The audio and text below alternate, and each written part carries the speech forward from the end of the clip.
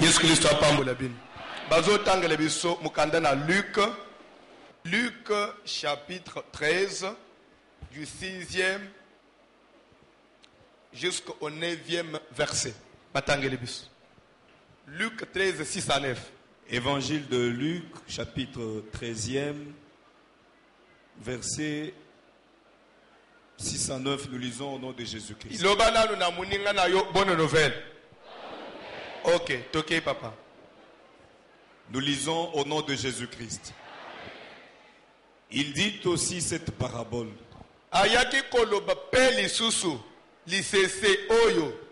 Un homme avait un figuier planté dans sa vigne. Papa moko azalaki na nzete ya miwiti elonama na kati na elanga na ye ya vinyo. Il vint pour y chercher du fruit. Ayaki pwata buka mbuma. Et il n'en trouva point. Azwi yango te. Alors il dit au vigneron. Nda ye koloba na basali ya bilanga. Voilà 3 ans que je viens chercher du fruit. Atabino moko sikawo mibu misato. O nayaka koluka miwiti na nzete oyo. Nazozwa te. Et je n'en trouve point. Nazwa kelo kote 3 ans déjà. Bleu. Bokata siko yango. Pourquoi occupe-t-il la terre inutilement?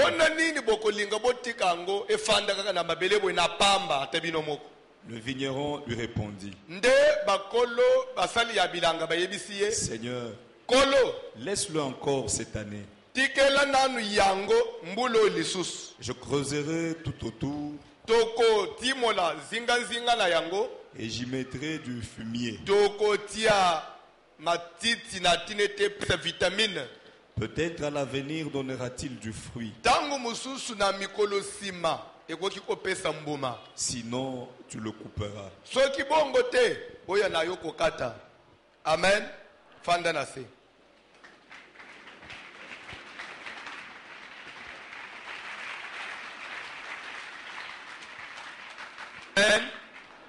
Vraiment, l'anda bien.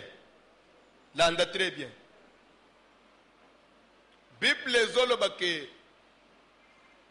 il leur proposa encore cette parabole. Jésus a pesi lisusu lisese. Parabole lingi koloba, c'est une pensée oyo bazo pesa sous forme ya lisese, sous forme ya bazobete likambonjire salama, mais une façon ya faire comprendre votre message. Amen. Énigme. Lisapo. Bible zoloba ke Yesu proposé bango lisusu lisapo. Azo yebisa bango boy. Eza na tata moko asalaki elanga na ye ya vinyo. Pe alonaki nzete na miwiti. Bien-aimé, mutu nyonso na yebisaki yo lobi asalaka musala avec un objectif. Même tata o ile rasali elanga na ye aloni miwiti na ye, Bible ezoba ke posa na ezalaki ete na saison ya kobuka ayabuka sepela. Bible ezoba ile rasali elanga silisa aloni miwiti azwina bato ya musala tie na tinete balandela. Amen. Alléluia. Bible doba ayaki siko na tango kubuka. Akoma boye atala likolo atambuma mokote. Nzete wane boti elokote. Bible zoloba ke mukolo nzete asiliki. Abengi bato wa musala. Azwe bisabango boye. Boza ba témoin. Oyo siko ane ya boni. 3 ans déjà. Ane ya liboso na yakina nzete oyo. Nakutie lokote. Na zongi. Deuxième année na yeki bozali kaka ba témoin. Nakutie lokote. Lelo ça fait 3 ans. Et lokote. Tine suko ya nzete oyo na mabele zanini. Bozo monete keza ko occuper inutilement mabele. Loko les asuko nzete eza na musala mokote eza na tina mokote. Olie nazalaka na yebike nzete moko ezalaka nayaka kobeta baturu ya pamba mieux vaut bokata bobwakango comme ça navanda kalma nayebike naza na eloko te nakobanda kobeta so baturu inutile awa te bokatango. Donc pona mukolo nzete fini patience nanga esili bosala nini bokata puisque ça fait 3 ans nazobeta baturu awa nazuye eloko te. Bible ezoloba ke bavigneron basali na elanga bayebiseke Seigneur pardon moyen topesa nanu nzete faute totalement eza te. Faute peut cause la partager. C'est pourquoi tosengi yo tika encore cette année. Une année combien de mois? 12 mois. Une année compte combien de jours? 365 jours. Tika nanu 365 jours. Encore 12 mois. Tike lango. Biso na ngambu na biso. Toko sala musala. Toko timo la nzinga tout autour. Toko chaba fumieux. Amen. Parce que awa totangi na Luc. Soko tangi na ba évangile mususu. Lisese oyo. Na ba évangile mususu baba ici même que si manako che fumier toko che na lupango. Baba ici même que toko che na lupango tout autour. Na banza batuka même ba yebi makambu ya botanique ba yebi. Amen. Que nzete lera balona kangweza la kamuke bachaka mwa lupango nzinga. Pona nini? Parce que ba nyama suki bazoli ya makasa na yangulere sana mukuse mwaye kola malamu ezate. Même ata suki bato bazo simba nzete kola malamu te. C'est pourquoi bachaka mwa lupana ba jardin basala abiloko wana. Bachaka mwa lupango tout autour na tinete bato basimba te e kolebe swata nyama ekoli ya makasa te. Bande ko ba pesi makanisi nyonso wana. Tokosala mwa tokotimola tout autour tokoche fumier pe tokosala mwa lupango pona ko protéger ango na sima total siko ane o lisusu soki ti ane esili 12 mois o esili lisusu 365 jours ya mbalo yeke ti na suka oye okutimbu mate a cette fois là o sala ndengo moni ato kati isope to sokoli maboko kola pambola yo. Bien aimé sokola nji très bien. Ce message est un message moko ezolo bela. Likolo ya bazoloba voilà 3 ans. C'est comme pour dire que le Messie est là. Le Seigneur, le maître de la vigne.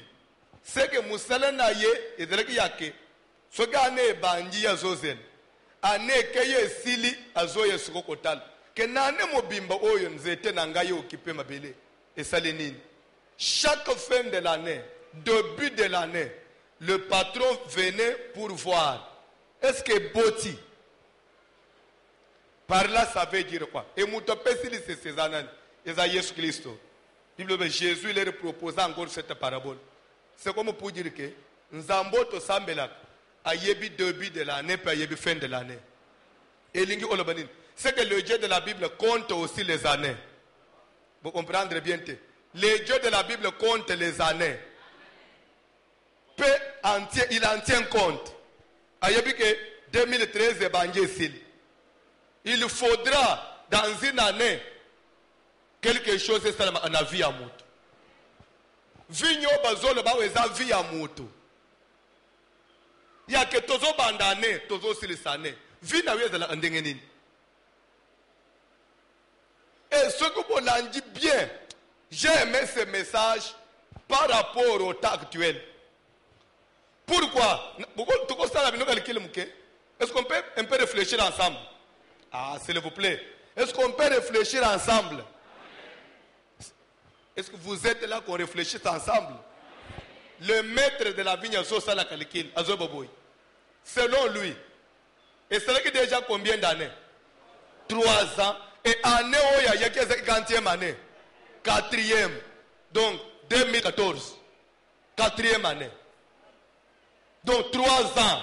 2001, 2002, 2010, 2011, 2012, 2013, nzambe suka zuya na début ya 2014 azobe mbande kuna ngai déjà 3 ans siko tozo kote 2014 nzeto ekozalaka boy eloko te efandeli nini na mabele. C'est comme pour dire que mutu nyonso soki ane esili ane mususu ebangi ifasala ebila ya vi na ye nde place mutu akesanaka na nyama rezonaka te banyama ndenge bomonaka bango meme ata na asinga so ata mpundo ozotambula na ye nyama rezonaka te me mutu arezonaka mutu ayebaka na uti wapi na ke wapi mutu ifofu asamandaka leri moko ofangi boyi otali nanu vi na yo otali nanu. Pourquoi 3 ans?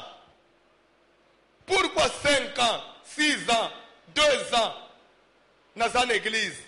Une année dans une église. Vie nangaye simbité. Pourquoi nga na silisi année 2013? Fruit mon côté ya ba prière nangaye et mon ani. Ce qu'on faut des ayanani. Amen. Alléluia. Bible ezolo beke mukolo belanga pona ya lobito sala nini? Je n'ai plus de patience. Tolongol. Ba vignero ba lebi papa malembe. To accorder encore ane oyi. Na lingine bisa mutu moko. Nzambe na bolingo na ye azope so susane oyi. C'est que commencer une année ndenga todo bandango boye, c'est une grâce que Dieu renouvelle na moto. Yage même oya yeshuaki grâce yango yezongiseli yo lisusu. Est-ce que ane oyi lisusu papa toko silis otikala kandengo zawadi ba vigneron balobi comme c'est encore le début de l'année tout ça l'erreur l'année passée nous prenons des précautions de peur que l'air comme en décembre to retomber na ba même erreur. Quelle précaution tozo créer na yebandeli ane ao to sala nini to créer to luka ce qu'il faut mettre pour ne kopesa quand même vitamine na nzete kopesa ngu chance to bakisa. Même s'il faut mettre de la clôture to protéger nzete pour totala bien aimé babanda kane na loyengete tala vina yo ninyo sala ite na 2013 sala ngu déjà dès janvier ao pour comme télé to comme septembre nzambe na ngetekele 3 mois te na yebandeli déjà to créer to che fumier pour ne vina yo va comprendre te. Et l'autre sala ite na ne passé sala nini bandango sikoi. Ce qui 2013 au semble qui bien te match service de prière dans le début de l'année. De peur que etikala même chose. Pour ne pas vigneron, bango ba comprendre que non. Nzeto isuku totalango etalango za bien. Ta musuku de ka faute ya fumier. Faute ya fumier. Fumier zanine. Fumier en terme ya bande kwa bilanga eza lokola protéine to vitamine ya nzete. Est-ce que vous comprendre? Kolesa nzete. Kopesa nzete ba vitamine na tinete yangu pesa lenine e ya santé. Makase bima nzete zo vitamine comme ça esa lenine e botambuma. Ndenga mutu ana besoin ba vitamine na ba protéine pour za la makase. Bandeko, qui est vigneron? Qui est le maître en zété? Qui est zété? Vigneron, c'est nous les serviteurs de Dieu. Et langue, c'est l'église. Vigno ezayo. Mukolo vigno ezayesu. Likambusu ezayo yo, ngai pasteur, na yesu. Na yesu, azota l'église. Depuis yo kote l'église. Azo mone loko ya malunga. Vie ezo changer te. Et loko moko te ya okozo ngi sepe loko mwe pa na nzambe. Même ateba to famille no pe batela balo depuis ko akende pa na Yesu quand même to moni mbaloyo oyaki malade tile lobela ka bela kaka. Oyela ka po ma déception awo utoye makasi. Célibat kutu na mukili bazeka to ko bengo na nzela mikolo ata dérangement et da asuste. Ne bitesu ki nazokos. Bufanji kimi. Ozalaki ko sambele te uzosala kame mwa makambo ezosimba mbalo nyonso elali metre lobi me tina nini efanja nzete oyo role nango eza nini utilité nango siko eza nini nzete ya boyi bavigneron bapaster balobi te papa ntango mosusu ekozela mpe faute na biso basali ya nzambe ntango mosusu topesaki vitamine ya bien te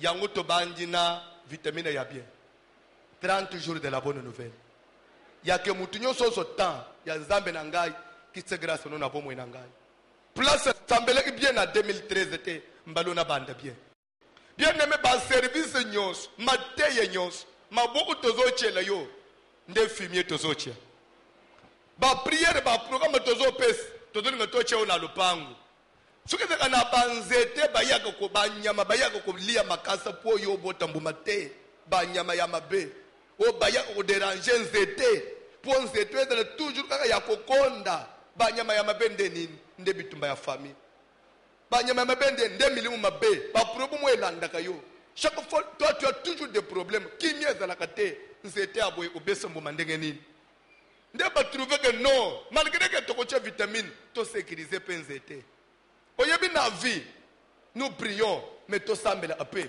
makambo ezala mosika. Vous savez, dans les problèmes personne ne peut construire. Vie ya mutu ebonga ape moment moko efanda kimia ezala na tranquillité ezaka lelo ebembe lobi oyo bukani lobi oyo asili makila okosala eloko te edeséquilibraka mutu même musala na nzambe ozomono mpo mutu asala yango befanda na kimia même baaffaire bacommerce ozomono oyo mpo mutu avoyage na kimia azonga na kimia ifanda na ndako bien même ata ote oke wana ozobenga boni no ça va ici mais soki okengaka boni songola zikaki boni batutako na mutuka boni oyo aza na bomboni même ata komanda ata asha ya bilo okosala yango bien te ya risque okosomba biloko mosusu okoki kosomba te. Pourquoi? À cause ya baproblème wana nde bavigneron balobi ata tokolesa nzete totya mpe lupango kezala mpe en sécurité seka ane oyo mutu nyonso asambele bien aimé olanda matei ti tokoma topusana mikolo kocomprendre oyebi alléluia alléluia kola pambola yo kola pambola yo kola pambola yo ane ndenge tobanjango boy soko ozomona yesu azopesa lisese ya boy yake nzete oyo namoni na katango bavignero te kokata nanu te pesango encore une année tubiso totya vitamine. C'est que il y a la part des hommes de Dieu et il y a la part aussi de la vigne yo nzete bafimier tozo sala yo peut profiter salanine botambom profiter na yango. Il faut savoir saisir les opportunités. Luka pe quand même olamuka prendre conscience. Pourquoi baninga bazo sungama yo sungama ate? Est-ce qu'il y a d'autres services? To sala ka baninga na ndenga pembeni. Alléluia. Kola pambola yo. Kola pambola yo. Kola pambola yo. Amen. Nakolo ba quelque chose.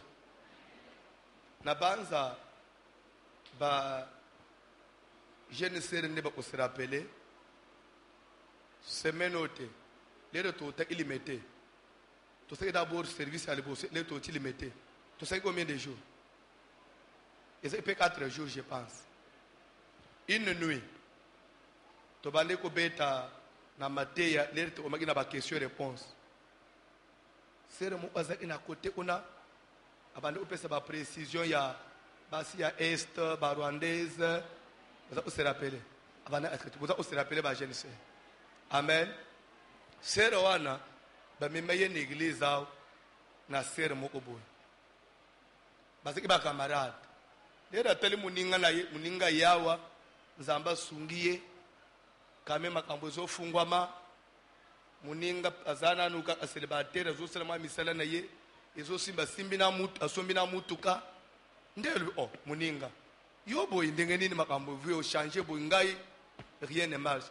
Nde muninga yebise non yaka na église na biso. Aye. Abeti nane et le côté. Abeti 2 ans et le côté. Amen. Nyonso sala ke simba ate. Nyonso sala ke simba ate. Je me souviens la même semaine là, les côté service soir. Avec même à côté alinga ka côté. Abengi d'abord muninga na yo amema yenda bengi ngale pasteur. Ngana yele ki o mundi. Mais mundi makomi ko lemba lobi depuis aye yazo sunga mate. C'est comme si yenzamba yebiyete. C'est l'église en termes pe abakisi alobi que atene ko na bureau pasteur. Ce que nous avons pasteur makamuna pasteur nyimba kaka. On dirait que l'angana naza mutu asika yebina yenga itazo ipenga ite. Pasteur alinga pengwa na ye. Nepse no. Yebisa benga ngaya kaka lelo to kutana na biro apengwa te. To pese na nusu grâce mususu. Nde lera yende na otiye service wa de to tilimete.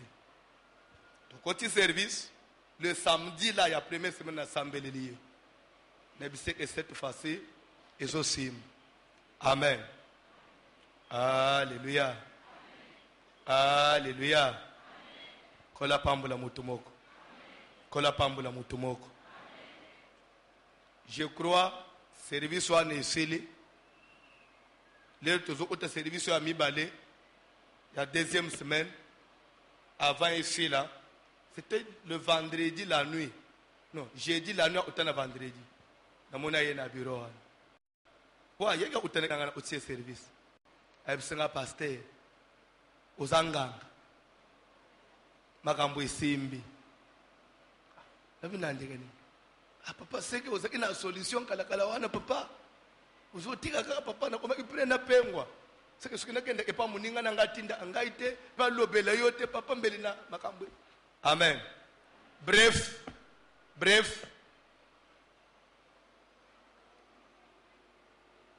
faisala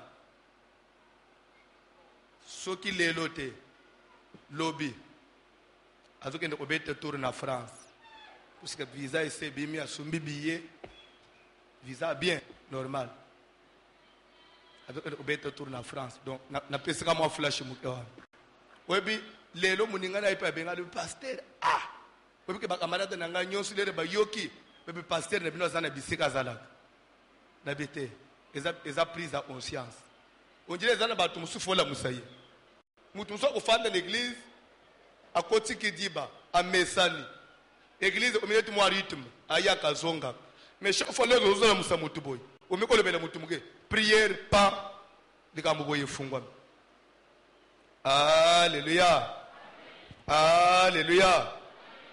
Derrière les voyages là il y a beaucoup de choses que je ne peux pas dire les vie privée à mutu mais yo yeba akake azokende obeta tour 30 jours à Paris après azongi azozonga pe yo kutu so okay okukende libele mais so omoni mutu azokenda beta zonga sika ape makambo bien saleni ifanje mais salemi dans moins de 2 semaines nanga mukulere nazuya lelo na vola na mitu menzambi eza ape nini makambo wangu il y a un Dieu quelque part na lingina loba na mutu moko ane ya sike banjili susu ndenga baloba kana muno kwa mboka tongo etana kapona mutu nyonso moye bima kapona mutu nyonso anendenge banjao e banji pona mutu nyonso ndenga to banjango boy to kotela lokola ba joueur ba koti na terrain équipe adverse na ngambo biso na ngambo na minute oyo eza lokola tozana na 5 minutes ya match muninga nano che muninga bite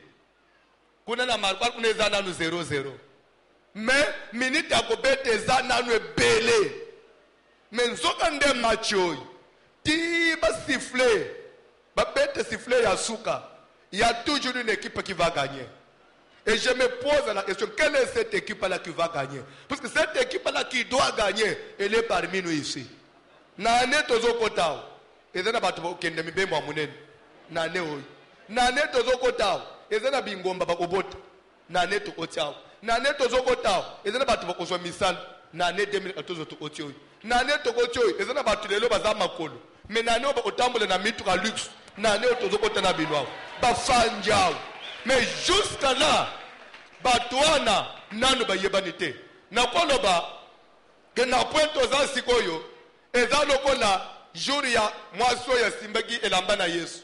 Vous savez, makambo na Nzambe faut yebanga. Bible dit que Jésus marchait et une grande foule le pressait. Amen. Alléluia. Qui a commis quelque part à Télém, Azotuna, qui m'a touché. Jésus, Dieu. Oui, il y a eu ma camounios. Mazotuna qui m'a touché. Peu batunios bazawan. Mouta son conviction. Il y a le Seigneur, moi j'étais touché. Et pourtant, ils ont même peine à battre na bousquila douane. Battu tout à l'heure, il y a baza. Bande ko tout à l'heure, où touché était. Il suffisait seulement de montrer au courage à Seigneur. Moi aussi j'étais touché. Mais battu bazo bang. Tam soro le baoke, ngai ne touché aux impoli. Pierre kataye lichette. Battu nyo so ngai ne simi nanga yote. Battu nyo so bazo zonga sim. Na ba ibanyate ye na le pardon ezangaite yo mutotindika fedela yo. Ngai ne simi nanga yete. Battu bazo wangana. Pour Pierre azo confirmer que tu vois beaucoup de gens. Bazo simba yo bazo tindika yo. Tu demandes qui m'a touché. Na place nani akobima sikoi. Nzoka nde mukono mutuna. Lui attendait mutu moko sala nini abima. Na tinete na sima ya mutu kobima. Ya yo kobakiseli loba ya ma fille, ta foi t'a sauvé. Il n'a pas dit ton courage t'a sauvé. Il n'a pas dit que simba na yo est sauvé yo. Mais il dit ta foi. La foi c'était quoi? La foi c'était que cette femme-là devait d'abord croire que pour toucher ne toucher il faut de bâtir quelque chose à moi. C'était à la femme d'abord d'accepter que ne toucher boye. Non, ils ont pas embêté. Pour l'air na lungo qui n'a ndaku na yaki na décision nangai. Que ce qui n'a simbi à tel lamba na ye na kobika. Le kole na sina simbi na biki. Alors il fallait maintenant que la femme arrive à confesser le biko na ye. Que Seigneur c'est moi. Ngai na simbi yo. Pona nini na lungo ki na ndaku na ngana décision à simba. Et le kole na simbi puisque d'abord pour la femme c'était un défi. Nazo kende. Elle savait que pour toucher Jésus ce n'est pas une chose facile. Ayebaki azana batu babeti ba moi na ba moi. Basimbi yete. Ayebaki foule leke belé. Pour comment placer Yesu à pétété. Écoutez comment moi so ya mikatele examen. Abi nazo kende. Alebite que nazo kende pona bika alebite. Le biko na ngai ezali conditionné na kosimba ye. Amen. Ce qui n'a touché te. Wane likambo mususu. Mais ce qui n'a simbi. Attends na simbeli na position nini. Pour moi c'est la guérison. Vous comprenez te? Vous comprenez bien te? Moi c'est le biboui. Na yebi ke ko simba Yesu eza petete. Na kusala to. Na yebi ke ba kotindika nga. D'ailleurs, la femme n'avait plus d'équilibre. Mutu abimba kila pendant 12 mois. Aza d'abord na état moko ya asthénie ya fatigue totale. Aza na ba vertige. Mutu asila makila. Mais alobi malgré ba vertige na ngai, ba fatigue na ngai, na pepele na ngai oyo, na komisalisa. So nzamba salinga grâce. Na simbi atelamba. Na kozela makambo mususu te. O amona ngai toni. Suka kanga na simbi. C'est que lobiko na ngai apesi lobiko na ye kombo. Lobiko na nga kombo na ngweza nini? Toucher. Si je touche, pour moi ça suffit pour ma guérison. Est-ce que vous comprenez? C'est ce qui a fait que les Yesu qui m'a touché. A calculer le bino. Ngana yele inini. Kosimbi. Na simbi to na simbi te. Na simbi. C'est que mutongo bazoluka ezangai. Seigneur c'est moi. Wewe ke na batu nyoso bakamwe.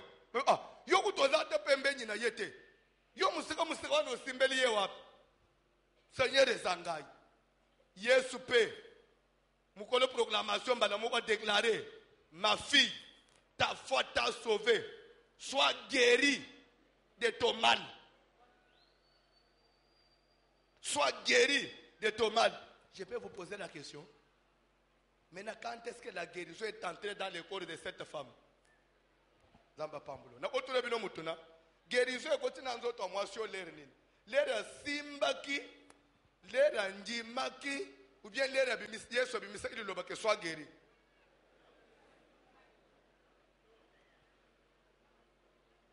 Nazo revenir na mutuna nanga.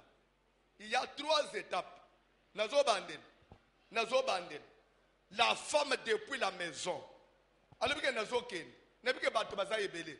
Par là na lingo comprendre une chose. Ane ndengo to banda kane boy. Eza lokolo course. Tozo banda course toza ebele. Metiba bete siffler ya suka nani akobima le premier. Awo to banji course mama. 2014 course e bandeli. Eza neti bazongi se egi a 0. Tozo bandela sikoy. Eza na minute oy. Neti biso nyonso toza na position ya genou moko na se moko totomboli boy.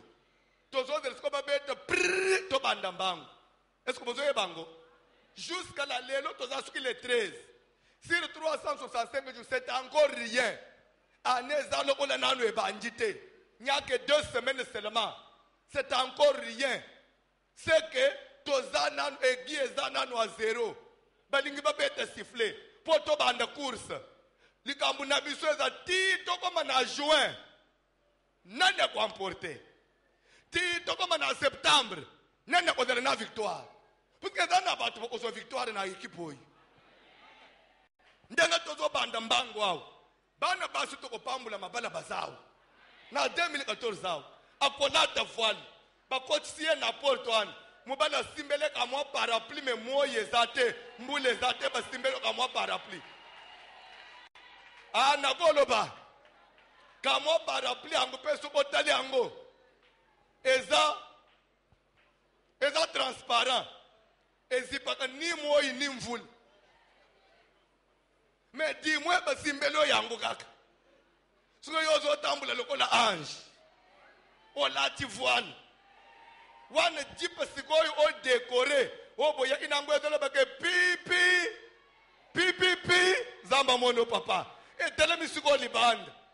Wana sikoyo tuba majorité mo bazali boso wana. Bazobi na basala boy. Wana siko juru angoya za l'honneur ezayo. Zambe nanga ekodala na mwa nini awa. Ndoto yekolata nzoto na bomo ya nani. Ane yango yebandi. Ane yango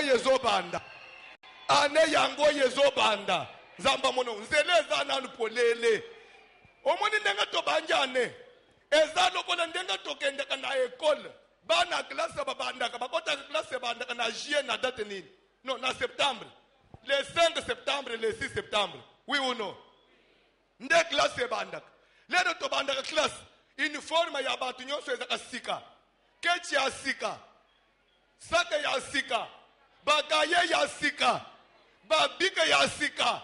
Biso nyonso to banda ka classe. Metodela ka mukolo moko. Edela ka jour bien aimé bayaka. Alléluia. Pour ça la proclamation. Les 2 juillet. Nde babengaka. On échoué. On réussit. On distingué. Nde yako yebana na suka. Mais na septembre yebana kate. Na 10e mois yebana kate. Biso nyonso tozo tanga na loyenge.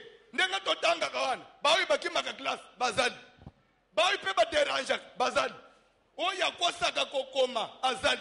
Oya koma ka bien azali. Mais les 2 juillet est dépendant kananine l'application ya mutu tout au long de l'année. C'est votre application qui va déterminer le résultat. Comment vous allez vous appliquer encore dans 2014?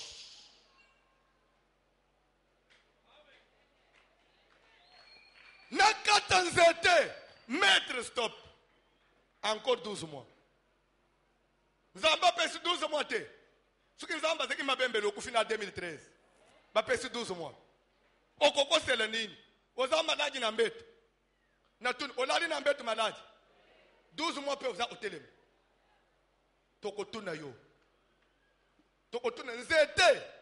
Oboti sumbu mate. Okoloba lisusu nini. Oh papa, au moins ngana situka ina septembre. Papa George tozalo na janvier. Oh, ngai balandele nga bien te.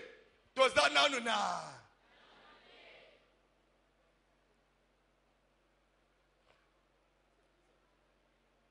to avancer. Mwasi azolungwa na ndeko mwasi alitangi ya makila nazokende. Mais je sais que c'est une compétition. Mwasi alungwa na ndeko un esprit déjà ya compétition. Jésus kosimba ye komona ye, ce n'est pas facile. Il faut kobunda na keyi na kobunda. Réussite na ngai ezo dépendre na énergie na ocha. Ce qui n'a parvenir na kosimba ye, je suis guéri. Ce qui n'a simbité na zongi na maladie. Mais cette femme devait tout faire. Na kalikile yake na salanine na simba kaka.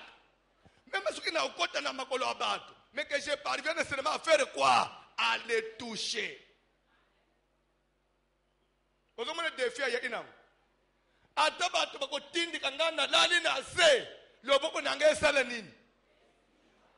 Ce qui na simbi et siriponanga. Pe Bible doba asali tout asali nini asimbi. Yesu atelemi. Qui m'a touché? Qui m'a touché? Qui m'a touché? Et le côté silence. L'air Pierre a moné zo oumen. Pierre a tombé le moussa. Amen. Alléluia. Alléluia. Pierre a kutozo banandega mounet ya mécontentement. Ozo mone belé ya batuboy. Bazo pressé yo. Biso kutu batutozana yo. Tana pasapatu na ngandenge baby. Nyonso na zo saka poba kwa isa yo na sete. Tane bazo tindi kabiso. Soko zo tuna qui m'a touché. Bandeko. Pierre lere moko. Amen. Oyebi batu mususu balobaka nzambe na ngai nazala telo ko le Pierre. Pierre toutefois il n'était toujours pas un bon exemple à suivre. Je peux m'expliquer? C'est un homme courageux, mais qui des fois, il était prêt à faire des déclarations. Des fois, tantôt bien, tantôt fausse. Net na déclaration. Ezadjigne na Pierre. Demande-moi comment. Le Seigneur a dit qui m'a touché. Lui, il n'a pas qu'à répondre à ces réponses à toucher. Il y a beaucoup de gens qui te pressent. Pierre, je ne parle pas de me presser, je parle de me.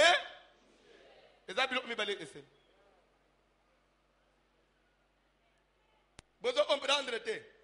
Pour notre que c'est quelqu'un qui des fois faisait des déclarations insensées. Seigneur, s'il te plaît, construisons 3 tentes ici. Une pour toi, une pour Moïse et une pour Élie. Pierre a voulu prendre le Seigneur des Seigneurs, le Créateur du ciel et de la terre, le mettre sur le même pied d'égalité avec Moïse et Élie. Ce n'est pas digne de lui. Mais un jour, la réponse était, tu es le Christ, le Fils du Dieu très haut. Pète-le pour aujourd'hui. Ce n'est pas la chair et le sang. Ça, c'est mon Père qui t'a révélé. Qu'est-ce que je voudrais dire par là? Dans un homme fort, dans un homme fort, il y a toujours une faiblesse.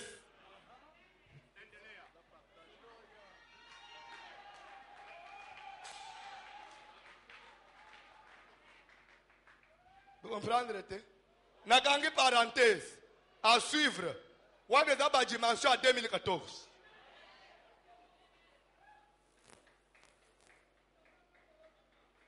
Nago Bakissa. Abraham est un homme fort. L'homme qui a cru en Dieu. Et sa foi est suffit pour déclarer par le ciel un homme juste. Abraham. Quelle dimension de la foi? Prends ton fils, ton unique, celui que tu aimes. Même dans la montagne de Morija, offre-le-moi en sacrifice. Bande, quel test, quelle épreuve. Moi, non, yo betel ba prière na ba sacrifice. Ozo ko botaye na 100 ans. Moi, si déjà ménopausé fouadé, Zamba sengi kaka mwana wana. Si c'était moi et toi, on pouvait rentrer dans les prières. Seigneur éternel, nasalato franda munene. Olimbis. Mwana nangaite, ozanzambe na mau. Papa, yo pesaka, ose contredisaka te. Yo lobakete, boko senga ngai lipate, na pese libanga. Mais comment go pesanga mwana osenga ngai? Papa telemi a lobby. Lere na zalaki na yete. Yo muto pesaki. Lokola yo muto pesaki o décider na zongis. Na zo zongis. O sala ndengo moni. Azui mwana. Une, deux. Motema makasi andengeni ni papa. Na bakoni. Na mbeli na maboko na moto. Azokende na batu na ye. Lokola muto azokende kutumba zamba. Lokola muto azokende kutumbelanga. Azokende kutumba mwana ya pasi. Mwana ya pasi. Akomi na zamba sade tumbelu. Mwana moni batikali bangu mibale. Bato wa musala misatu batikali musika. Puru batikali bato wa musala musika. Peut-être balinga bakanga ye na nzoto suka linga katumba mwana suka bazala a présent. Hali bibino botikala. Mwana atuniye papa. Ozo bongise tumbelu nazo mona bakonyi. Mbeli ozana mpe moto. Mais où est l'agneau pour l'Holocauste? Webike mwana potu na mutunwana ko banga moko ekanga kiye. Nazo mona anyote. Ekwe ko zala ngai te nzoka ndezele ipeye. Amona kaka papa sirisi pesa maboko na simu. Papa nini yonde nazo tumba. Utumba ngaya tenza ambali bino tumba yo. Mwana wana pe na aji na ye.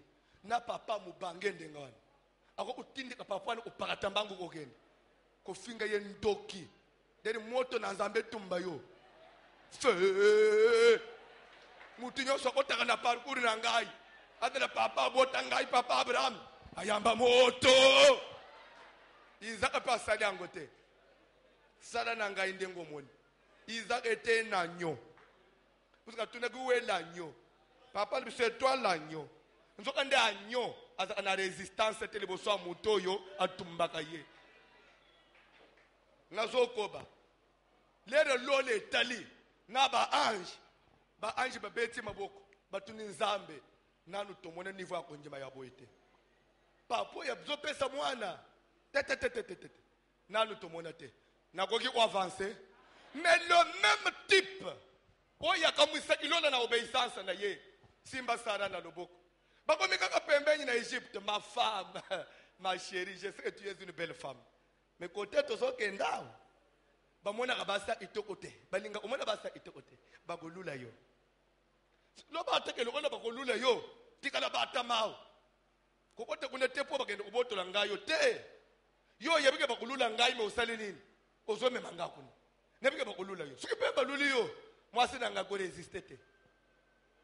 Suki balingi yo ndima. Bapesi ngala nazwi. Mais ce qu'on a zo mitun, les papa zo proposer moi si na ye bongo. Na mutu na ye, akanisa kinini. Les deux zo présenter moi zazale kinanga. Mutu pa bimisi miso na leba la pesi yo. Suki mutu abali, ça zuye libela. Oui ou non? Suki ba zuye libela. Yo ko bénéficier sous nini. Ngana tikali libela. Abraham akende ko delate. Voilà le raisonnement ya bumutu. Un homme fort puissant, mais faible.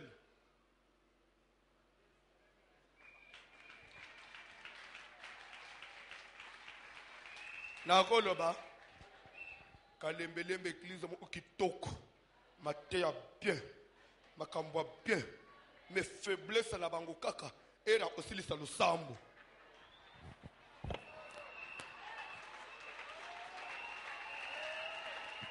Jamais bien prié à Galembelem.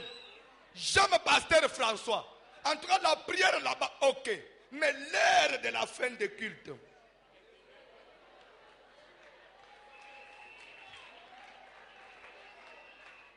Ataba salinini kelele to kosili savant. Omana kama milinga moko bim.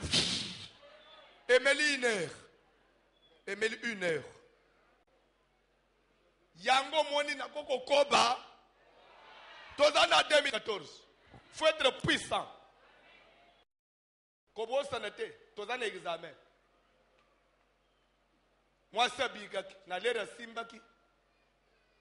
Na lera njimaki. Ou bien na lera yeso prononcer une parole. Nazo koma wana. Je parle d'abord d'un homme fort. Dans chaque homme fort, il y a une faiblesse. Je peux avancer.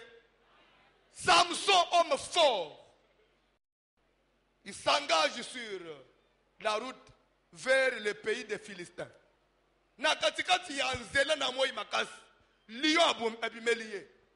Samson bi yo lion. Webi mutozo bimela. Je suis Samson. Oko sakana na ngate pa.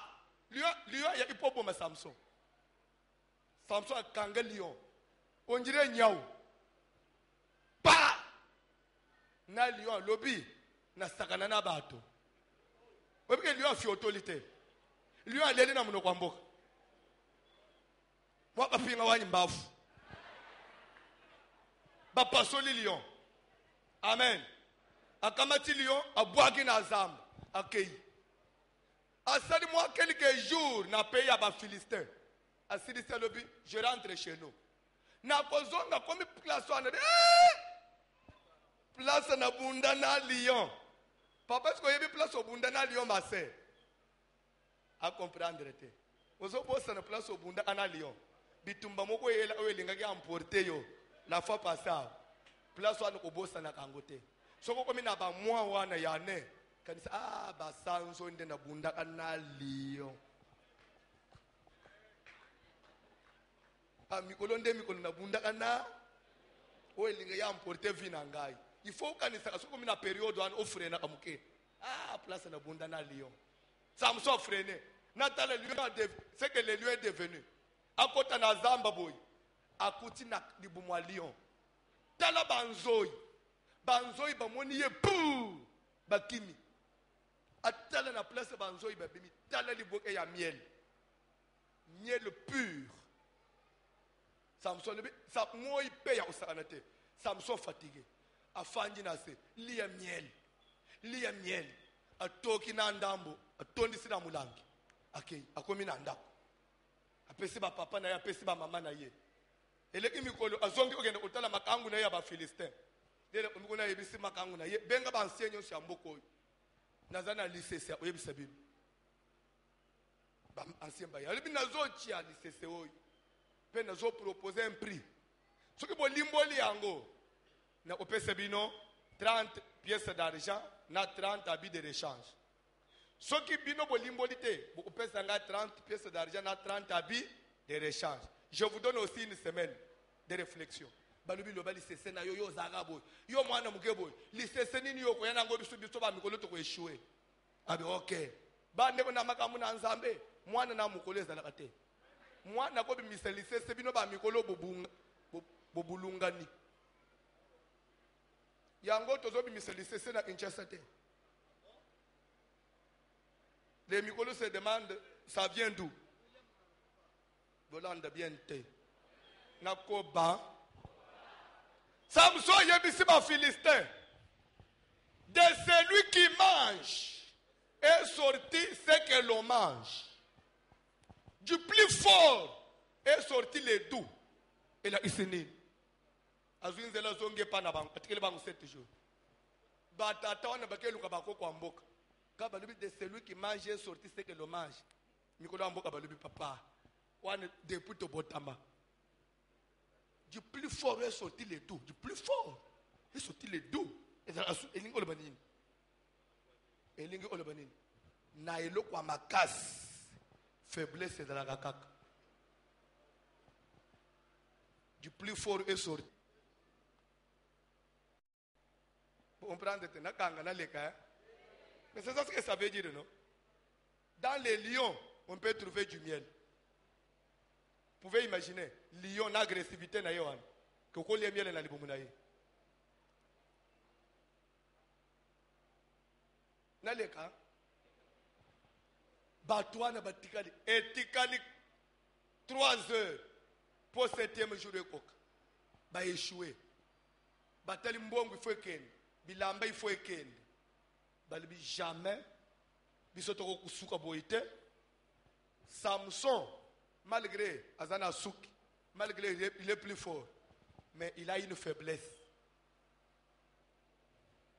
Nous allons utiliser sa faiblesse. Kolinga ate basele la faiblesse na yo. Kolinga ate faiblesse na yo batunyo su baye bayang. Kolinga ate faiblesse na yo ba ennemi na yo baye bayang. Surtout ceux qui te combattent, ça va faiblesse na yo. Dieu savait que Samson c'est un homme consacré. Mais son secret c'est dans le cheveu. Il avait dit à sa mère et à son père, ne dites à personne que la force de Samson réside dans le cheveu. Ne dites à personne que ça soit un secret. Parce que les jours où les Philistins les découvriront, ils vont lui raser les cheveux. Cache ça. Vous allez bien te. Vous allez bien te. En Samson, il y avait une faiblesse. Ce qu'on dans la Bible, Samson est un homme fort, mais il aimait beaucoup les femmes étrangères des Philistins. Nde hôtel wana yelaki. Balobi, ça y est quand.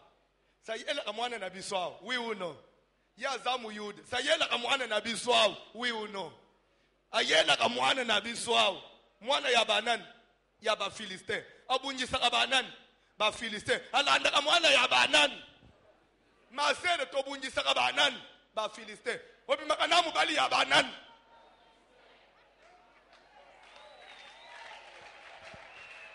boyo kibiente to bunjisa ka banani so mubada futela ko transport ko église ya ekolo nini frère to bunjisa ka banani fio landa ka ya banani masango melaka ya banani papa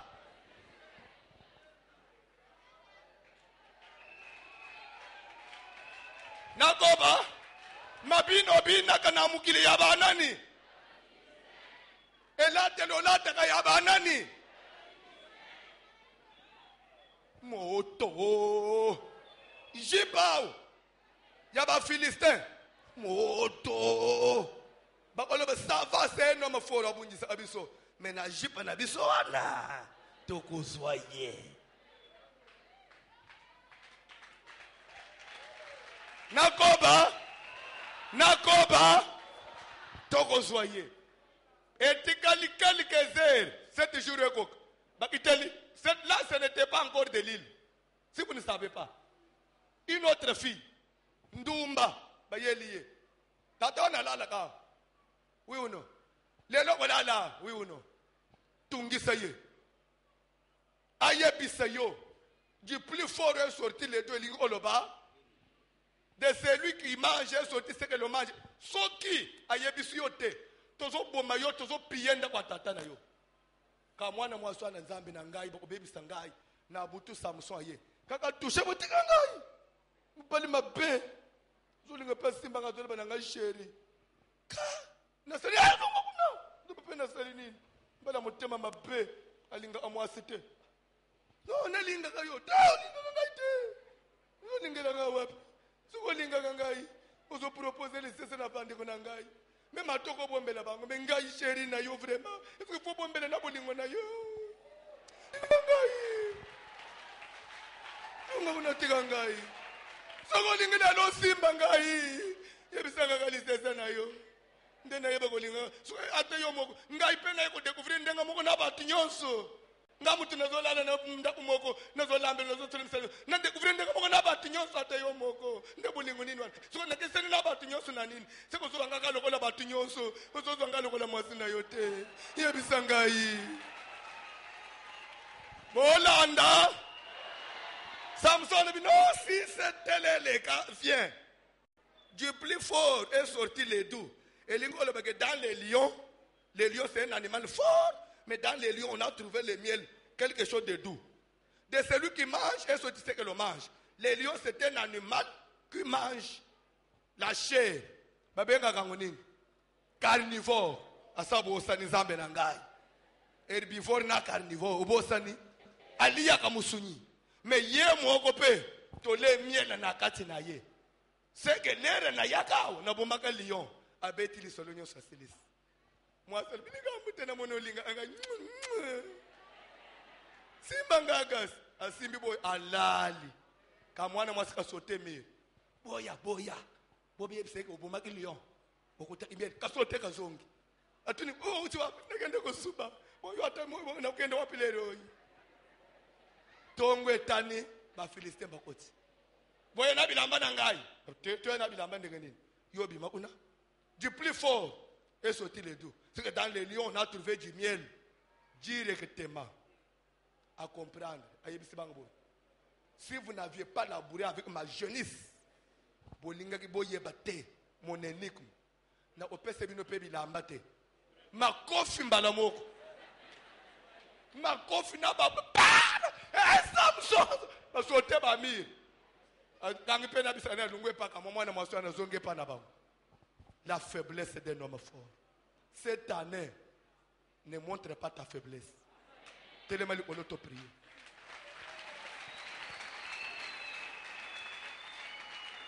la taïma be la bonne nouvelle nous attendons à la fin une bonne n'oubliez pas bokena devoir nangai la femme abikaki lera simbaki abikaki lera tombola comme ça peut être c'est moi ou bien abikaki na liloba yake ta foi t'a sauvé sois guéri de ton mal si elle était déjà guérie pourquoi Jésus doit dire que sois guéri de ton mal devoir nous allons commencer par là demain. Vous avez toute une journée pour aller consulter même les dictionnaires, consulter même d'autres pasteurs, les apôtres. Et amenez-moi la réponse. Demain, nous commençons par là. Année, on a aucun énigme à Samson. On a énigme. On gagne 30 pièces de réchange. Vous échouez, vous payez 30 pièces de réchange. Hey! Le binazozo 30 pièces de réchange. Avant d'abandonner matei, bochina 30 pièces de rechange nanganase. Nana koya na réponse. Ozo sala prière, ozo ebisanzambe ane yango yebanji papa. Ezalo ola bana babanji classe. Ngana ye pona yeshuete. Pe pona reprendre anete. Na ye lere papa. Lola masuye ko salema. Na de la parmi ba ko distinguer. 2014 vraiment j'ai besoin de la distinction. Est-ce que vous savez les âmes? Zamba peseyo, makas, volonté, conscience. Na tineta neoy. Au sale tous, nous sommes tout ce qu'il faut pour vivre que obi mana coupe na maboko. 2014, faut mana coupe na maboko. Ça c'est une année de la bonne nouvelle. Aujourd'hui, avec une bonne nouvelle à dire aux gens. Mais à l'heure où on a encore besoin de fumier. On a encore besoin de creuser tout autour. On a encore besoin de moi clôture pour être bien encadré. La tinete, to baby samate. Janvier.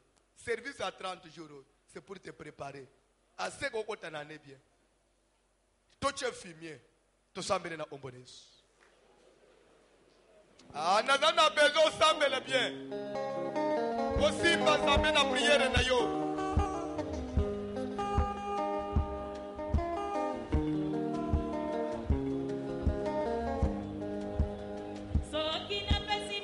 La prière.